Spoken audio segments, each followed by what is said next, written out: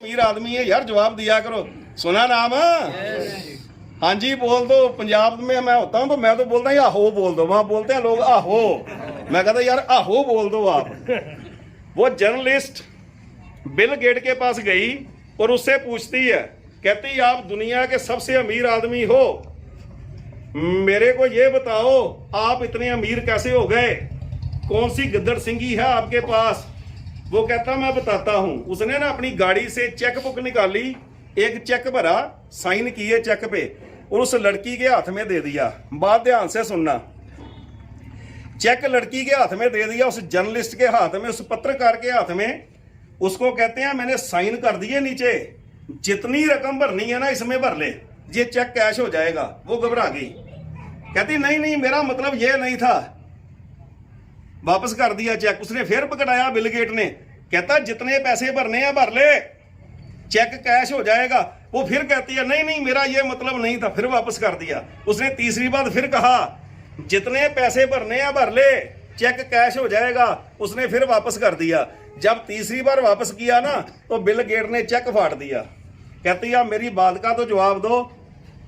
कहता अभी अभी तेरे को एक मौका मिला था अमीर होने का, तू इसमें 100 करोड़ भी भर लेती ना, 1000 करोड़ भी भर देती, ये बिल गेट का चेक था, कभी फेल नहीं होता, तू अभी अभी करोड़पति हो जाती, लेकिन तुमने मौका गवा दिया।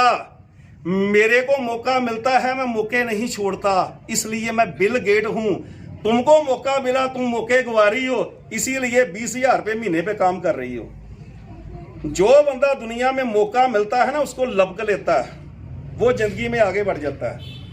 लेकिन जो मौकों को छोड़ता रहता है ना, फिर बाद में पता है क्या कहता, काश मैं वो काम कर लेता, काश ये प्लॉट ना, ये प्लॉट 10,000 का मिल रहा था, मेरे को पैसे भी थे मेरे पास बैंक में पड़े पड़े, एफडी करवा दी, कितने हो गए 30,000, वो प्लॉट कितने का हो गया 10 करोड़ का।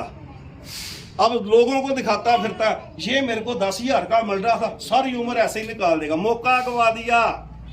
ये मौका मिल रहा है आज आपको, मौका। काश काश नहीं करना। एक ना बंदा बढ़िया बढ़िया कोठियां बनाता था, बंगले बनाता था, किसी ठेकेदार के पास काम करता था। पूरी उम्र उसने बढ़िया बढ़िया घर बनाए, ठेकेदार के लिए लोगों को दिए। अब उसकी बुजुर्ग अवस्था हो गई, वो बुढ़ा हो गया, तो ठेकेदार को बोलता है, कहता जी अब तो मैं बुढ़ा हो गया हूं, मेरे से काम नहीं होता, अब ना मेरे को आप माफ करो, मेरे को रिटायर करो, मैं अब काम नहीं करूंगा। वो ठेकेदार क्या बोलता है, कहता यार तुमने मेरे लिए हजारों घर बनाए और मैंने बहुत पैसा कमाया तेरे से, अब जाती बार ना लास्ट में तेरे को बोल रहा हूं, मेरे को एक घर बना के दे दे बढ़िया सा, फिर तू रिटायर हो जाना, फिर जहां मर्जी जा तू।